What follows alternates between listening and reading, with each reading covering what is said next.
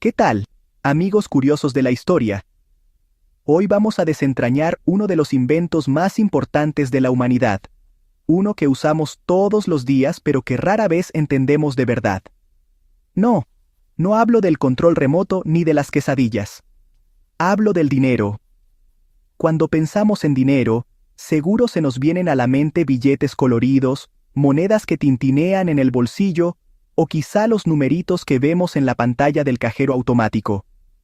Pero la verdad es que el dinero es mucho más que eso. Es una idea, una historia fascinante de confianza, poder y tecnología que ha evolucionado durante miles de años. Es un acuerdo social que nos permite colaborar y comerciar a gran escala, un lenguaje universal que todos hablamos sin importar de dónde vengamos. Imaginen por un momento que el dinero no existe. ¿Cómo le harían para conseguir su cafecito de la mañana? ¿Ofrecerían a cambio un par de calcetines? ¿O quizá contarían un buen chiste? La historia del dinero es precisamente el viaje que hicimos como civilización para resolver este tipo de problemas. Es una aventura que nos llevará desde los mercados antiguos, donde se intercambiaba sal por trabajo, hasta el mundo digital de hoy, donde un código informático puede valer miles de dólares. En este recorrido, descubriremos que el dinero ha tomado formas muy extrañas, y que su valor no siempre ha estado donde creíamos. Prepárense, porque vamos a levantar el velo de un misterio cotidiano. Este viaje es crucial, porque entender el pasado del dinero nos da las herramientas para comprender su presente y, más importante aún, para imaginar su futuro. Veremos cómo pasamos de objetos con valor propio, como el oro, a simples pedazos de papel cuyo valor se basa únicamente en la confianza que le tenemos a quien lo emite, es decir, al gobierno y a los bancos centrales. Esta transición ha tenido consecuencias enormes, cambiando la forma en que funcionan nuestras economías y nuestras vidas. Al final del día, la historia del dinero es también nuestra propia historia, la historia de cómo aprendimos a confiar los unos en los otros, a veces con éxito y otras, bueno, no tanto. Así que pónganse cómodos, porque estamos a punto de embarcarnos en una odisea de 5000 años. Vamos a descubrir por qué la palabra salario viene de la sal, cómo unos orfebres astutos inventaron la banca moderna casi por accidente, y por qué un presidente de Estados Unidos tomó una decisión en 1971 que cambió las reglas del juego para todo el planeta. Y por supuesto, llegaremos al clímax de nuestra era, la creación de una moneda digital que no pertenece a ningún país ni a ningún banco. ¿Están listos? Pues que comience la función. Agárrense de sus carteras, porque después de esto, no volverán a ver un billete de la misma manera. Hace mucho, mucho tiempo, en un mundo sin monedas ni billetes, si querías algo, tenías que usar el sistema más antiguo de todos, el trueque. El concepto es muy simple, ¿no? Yo te doy algo que tengo, y tú me das algo que tienes. Si yo soy un granjero con un excedente de gallinas, y tú eres un alfarero que hace unas vasijas espectaculares, el trato parece sencillo. Yo te doy un par de gallinas cacareadoras, y tú me das una bonita vasija para guardar agua. Todos contentos. Este sistema funcionó durante miles de años, y en pequeña escala, era bastante efectivo. Permitía a las comunidades intercambiar bienes y servicios sin necesidad de un intermediario. Sin embargo, el trueque tenía unos problemitas, y no eran pequeños. El más grande de todos era algo que los economistas llaman la doble coincidencia de quereres. ¡Qué nombre tan elegante! Básicamente, significa que yo no solo tenía que encontrar a alguien que quisiera mis gallinas, sino que esa misma persona tenía que tener justo lo que yo necesitaba en ese momento, o sea, la vasija. Imagínense el lío. ¿Y si el alfarero no quería gallinas? ¿Y si lo que necesitaba era un par de sandalias? Entonces yo, el granjero, tenía que encontrar primero a un zapatero que quisiera mis gallinas para luego ir con el alfarero. Era como una cadena de favores muy complicada. Otro dolor de cabeza era el problema de la divisibilidad. Digamos que yo solo quería una vasija pequeña, que valía media gallina. ¿Qué hacía? ¿Partía a la pobre gallina por la mitad? No creo que al animalito le hiciera mucha gracia y, además, media gallina muerta no vale lo mismo. O, por el contrario, si yo era un constructor y había construido una casa entera, ¿cómo me pagaban? Con miles de vasijas y gallinas. ¿Y dónde guardaba yo todo eso? El trueque hacía muy difícil intercambiar bienes de distinto valor y tamaño, y el almacenamiento de la paga era un verdadero desafío logístico. No podías guardar tu riqueza en el banco, tenías que guardarla en tu granero, y para rematar, no existía una unidad de cuenta estándar. Hoy en día, todo tiene un precio en pesos, dólares o euros. Sabemos que un coche vale mucho más que un café. Pero en el mundo del trueque, ¿cuál era el valor de las cosas? ¿Cuántas gallinas valía una vaca? ¿Y cuántas vasijas valían esas gallinas? Cada transacción era una negociación única y agotadora. Tenías que ser un experto en el valor de todo, desde la lana de oveja hasta las hachas de piedra. Esta falta de un estándar hacía que el comercio a gran escala fuera prácticamente imposible. La gente se dio cuenta de que necesitaban algo mejor, algo que todos aceptaran como pago, y así, sin saberlo, estaban a punto de inventar el dinero. Ante los enredos y las complicaciones del trueque, las sociedades antiguas, con esa chispa de ingenio que nos caracteriza, comenzaron a buscar una solución. Se dieron cuenta de que ciertos objetos eran más deseados que otros, no por su utilidad inmediata, sino porque eran duraderos, fáciles de transportar y, sobre todo, porque todos en la comunidad reconocían su valor. Así nació el dinero mercancía. Esto no era más que un bien que, además de servir para su propósito original, también funcionaba como medio de intercambio universalmente aceptado. Ya no tenías que buscar a alguien que quisiera tus gallinas. Podías cambiar tus gallinas por este objeto especial y luego usar ese objeto para comprar lo que quisieras. Uno de los ejemplos más famosos y sabrosos de dinero mercancía fue la sal. Sí, la misma que le pones a tus papitas. En la antigua Roma y otras civilizaciones, la sal era increíblemente valiosa. No solo daba sabor a la comida, sino que era el principal método para conservar los alimentos en una época sin refrigeradores. Esto la hacía esencial para la supervivencia, especialmente para los ejércitos en campaña. Era tan importante que a los soldados romanos se les pagaba una porción de su sueldo en sal. A esta asignación se le llamaba salarium, de donde, sorpresa, sorpresa, proviene nuestra moderna palabra salario. Así que la próxima vez que cobres tu quincena, recuerda que todo empezó con un puñadito de sal. Pero la sal no fue la única protagonista. Dependiendo de la cultura y la geografía, se usaron toda clase de objetos como dinero. En algunas partes de África, se usaban conchas de cauri, pequeñas y duraderas, que se traían desde el Océano Índico. En América Central, los aztecas y los mayas atesoraban las semillas de cacao, con las que preparaban su bebida sagrada, el chocolate.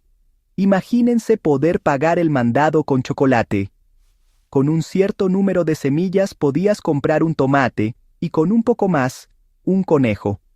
Otras culturas usaron granos de trigo, cabezas de ganado, pieles de animales, e incluso enormes piedras circulares, como las famosas piedras Rai de la isla de Yap. Aunque el dinero mercancía solucionó el problema de la doble coincidencia de quereres, todavía tenía sus propios inconvenientes. Por ejemplo, el ganado era difícil de dividir. Volvemos al problema de la media gallina, pero a lo grande. El grano se podía echar a perder si se mojaba, y las semillas de cacao podían ser, bueno, comidas. Además, la calidad no siempre era uniforme. Un puñado de sal de una mina podía ser más puro que el de otra. La humanidad necesitaba algo aún mejor, un material que fuera duradero, fácil de dividir sin perder valor, fácil de transportar y, lo más importante, que fuera escaso y difícil de falsificar. La respuesta estaba brillando, escondida bajo la tierra. La búsqueda de un dinero mercancía perfecto llevó a la humanidad a descubrir las extraordinarias propiedades de los metales preciosos, principalmente el oro y la plata. Estos metales eran casi perfectos para el trabajo. Eran increíblemente duraderos. No se oxidaban ni se descomponían como el grano o la sal. Eran fácilmente divisibles. Podías cortar un trozo de oro en pedazos más pequeños, y la suma de las partes seguía valiendo lo mismo que el trozo original. Eran portátiles, ya que una pequeña cantidad de oro contenía mucho valor. Y fundamentalmente, eran naturalmente escasos. No podías simplemente ir al campo y cosechar oro.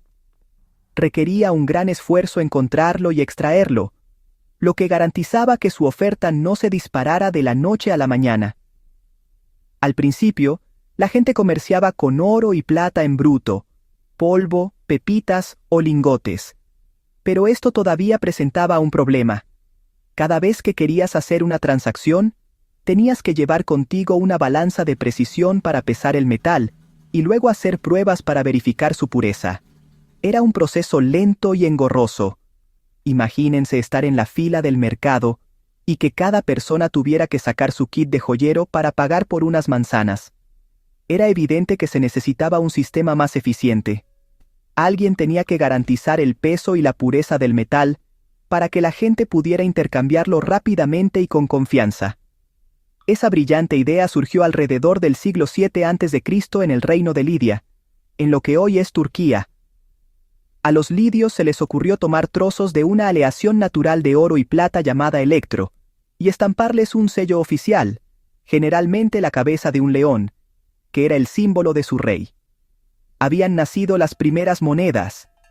Ese sello era una garantía del gobierno de que la pieza contenía un peso y una pureza específicos.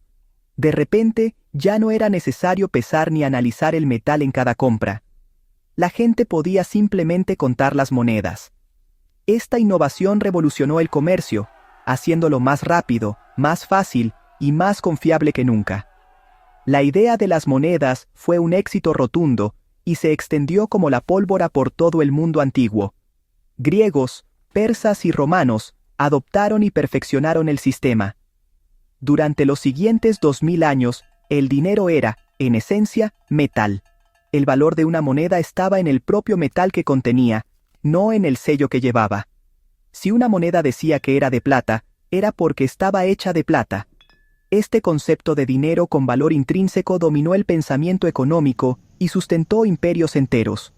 Parecía el sistema definitivo, un ancla de estabilidad en un mundo cambiante. Pero la historia del dinero, como veremos, está llena de giros inesperados.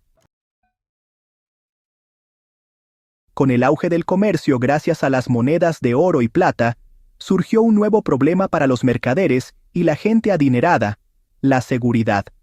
Viajar con bolsas repletas de monedas pesadas y brillantes era como poner un letrero que decía «Ladrones, por aquí». Era arriesgado y poco práctico. Aquí es donde entran en escena unos personajes clave, los orfebres. Estos artesanos trabajaban con metales preciosos, por lo que ya contaban con cajas fuertes y bóvedas seguras para proteger su propia mercancía. Pronto, la gente comenzó a pedirles un favor. ¿Podrías guardarme mi oro y mi plata, por favor? Te pagaré una pequeña comisión por mantenerlo a salvo. Los orfebres, que eran gente de negocios, aceptaron encantados. A cambio del oro depositado, emitían un recibo de papel que certificaba que el portador de ese papel tenía derecho a reclamar una cantidad específica de oro en cualquier momento. Al principio, cuando un comerciante quería comprar algo, iba con el orfebre, retiraba su oro con el recibo y luego iba y pagaba. Pero pronto se dieron cuenta de algo mucho más sencillo. En lugar de mover el pesado metal, ¿por qué no simplemente entregar el recibo de papel como pago? El nuevo dueño del recibo podía ir a reclamar el oro si quería, o usar ese mismo papel para comprar otra cosa. Había nacido el papel moneda.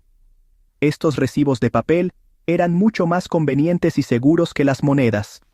Eran ligeros y fáciles de transportar, y si te los robaban, no era tan grave como perder el oro físico, sobre todo si el recibo estaba a tu nombre. La gente empezó a confiar en estos papeles tanto como en el oro mismo, porque sabían que en cualquier momento podían canjearlos por metal real. Los orfebres se habían convertido, sin planearlo, en los primeros banqueros. Sus recibos de depósito fueron los primeros billetes de banco, representando una promesa de pago respaldada por un activo físico real, guardado en una bóveda. Pero aquí es donde la historia se pone realmente interesante. Los astutos orfebres notaron un patrón. La mayoría de la gente no venía a reclamar su oro al mismo tiempo. De hecho, en un día normal, solo un pequeño porcentaje de los depositantes retiraba su metal. La mayor parte del oro se quedaba quieta en sus bóvedas. Entonces, se les ocurrió una idea revolucionaria y un poco atrevida. ¿Y si prestamos una parte de este oro que no nos están reclamando? O, mejor aún, ¿y si emitimos más recibos de papel de los que tenemos en oro y los prestamos, cobrando un interés? ¡Bingo! Acababan de inventar la banca de reserva fraccionaria, el sistema en el que se basa la banca moderna. Estaban creando dinero de la nada, basándose en una promesa. Con el tiempo, los gobiernos y los estados vieron el enorme poder que los orfebres banqueros habían acumulado. Decidieron que la creación de dinero era un asunto demasiado importante para dejarlo en manos privadas. Así, tomaron el control del sistema, creando bancos centrales y emitiendo billetes de banco oficiales. Sin embargo, mantuvieron el principio fundamental. Cada billete emitido era una promesa de pago convertible en una cantidad fija de oro o plata. Este sistema se conoció como el patrón oro. Si un billete decía vale 10 pesos oro, significaba que podías ir al Banco Central en cualquier momento y cambiar ese papel por su valor equivalente en metal precioso. El patrón oro impuso una disciplina muy estricta a los gobiernos. No podían simplemente imprimir dinero a lo loco para financiar sus gastos o guerras, porque cada nuevo billete tenía que estar respaldado por oro físico en sus bóvedas. Esto proporcionó una gran estabilidad a las monedas y mantuvo la inflación bajo control durante largos periodos, especialmente en el siglo XIX y principios del XX, una era de gran crecimiento económico y globalización. El sistema alcanzó su máxima expresión después de la Segunda Guerra Mundial con el Acuerdo de Bretton Woods en 1944. En este pacto, las principales naciones del mundo acordaron que el dólar estadounidense sería la moneda de reserva mundial, y Estados Unidos garantizaba que su dólar sería convertible en oro a una tasa fija de $35 por onza. Durante casi 3 décadas, el mundo funcionó bajo este sistema. Los demás países mantenían sus reservas en dólares, confiando en la promesa de Estados Unidos de que cada dólar estaba tan bueno como el oro. Sin embargo, en los años 60, Estados Unidos comenzó a gastar enormes cantidades de dinero, principalmente en la guerra de Vietnam y en programas sociales internos. Empezaron a imprimir más dólares de los que tenían en oro para respaldarlos. Otros países, especialmente Francia, se dieron cuenta de esto y comenzaron a dudar de la promesa estadounidense. Empezaron a presentarse en la ventanilla de Estados Unidos y a decir: «Aquí tienes tus dólares. Ahora danos nuestro oro, como prometiste».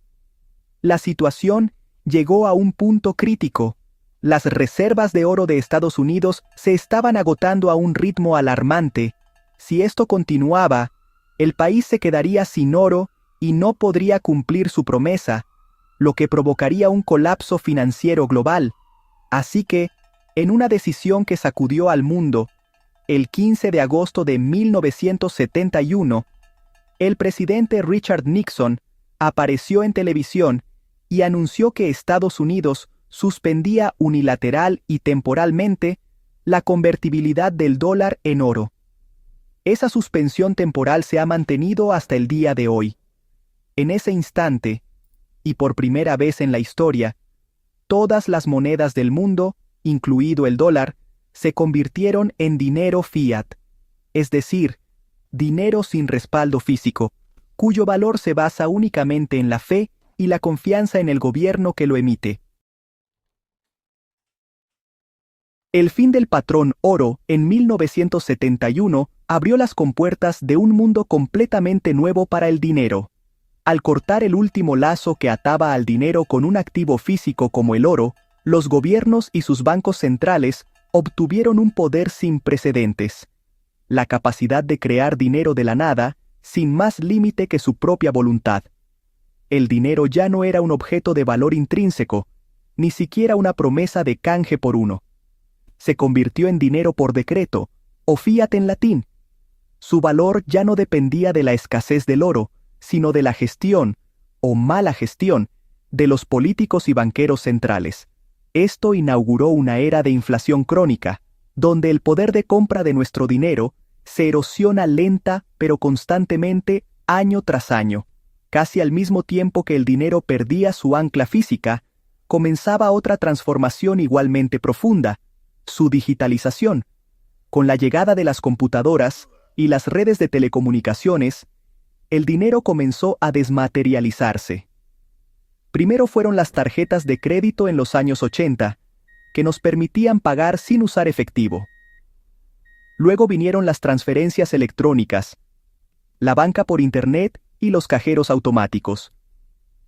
El dinero dejó de ser algo que llevábamos en el bolsillo para convertirse en meros dígitos en las pantallas de las computadoras de los bancos.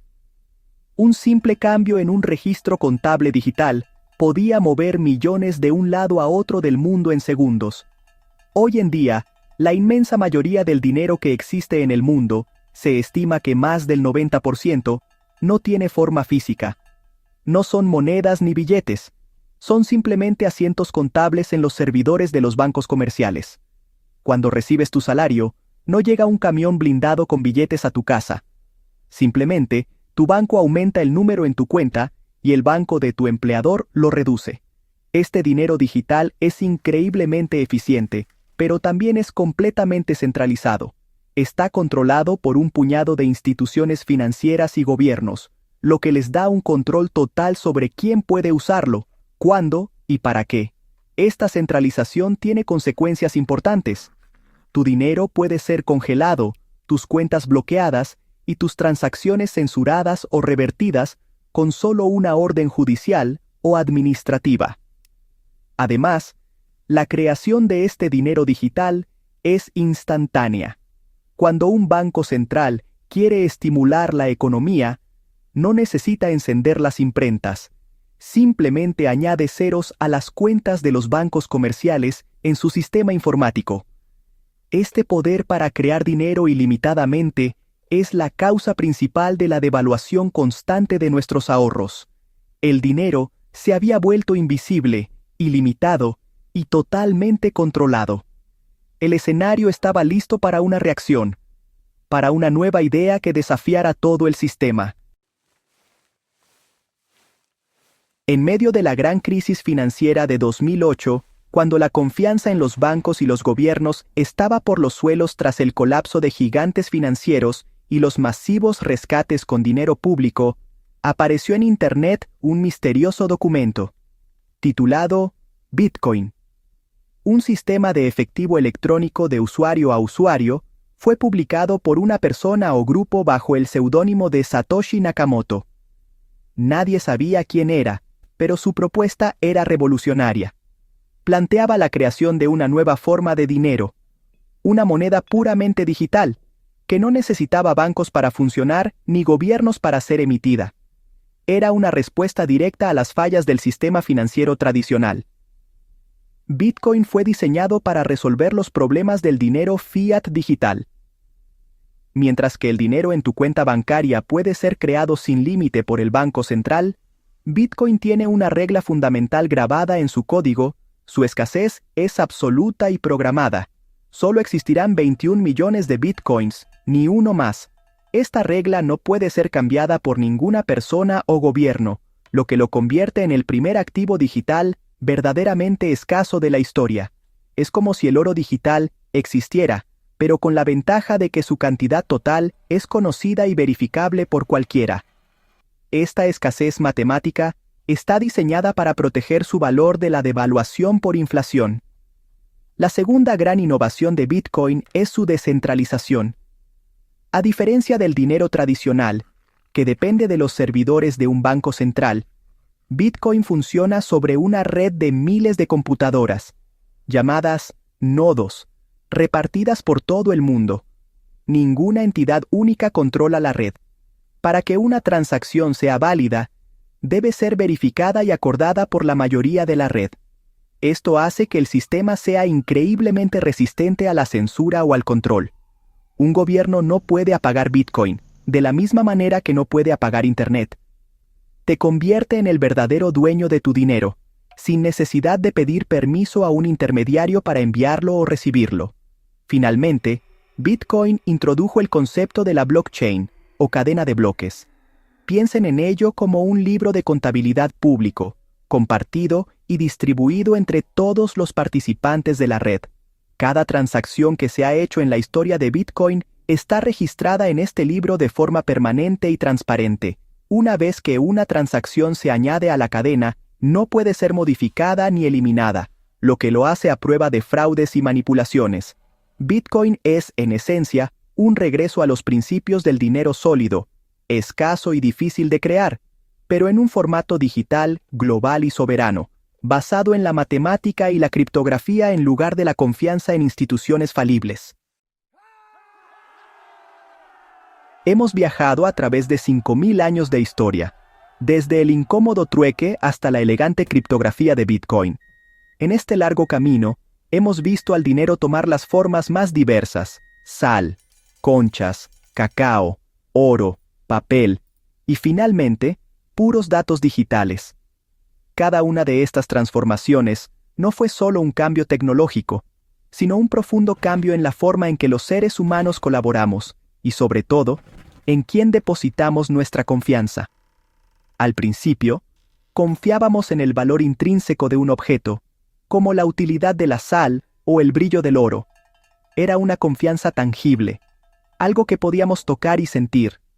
Luego, con la invención del papel moneda y la banca, nuestra confianza se desplazó. Dejamos de confiar en el objeto mismo para empezar a confiar en una institución, el orfebre, el banquero y finalmente, el gobierno. Confiábamos en su promesa de que ese papel podía ser canjeado por algo de valor real.